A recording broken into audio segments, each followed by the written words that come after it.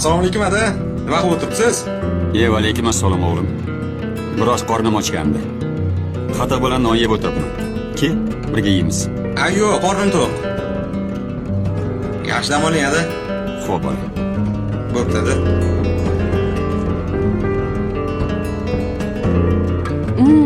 Shunaqa yaxshi ko'raman shashlikni. Rahmat dadasi. Osh bo'lsin. O'zi ham zo'r qolib kirdim-da tomoshadan. Maza ekan-a? Assalomu alaykum. Quvonchbek, Yaxshimisiz? alaykum assalom. Sizomisiz? Shu yerdan o'tib ketayotgandim. Issiqqina shashlik olib keldim sizga. Bobora bo'psan, bolam. O'zingiz yaxshimisiz? Rahmat. Sizomisiz? Joning sog' bo'lsin. Qani kir uyga. Yo, ustoz rahmat.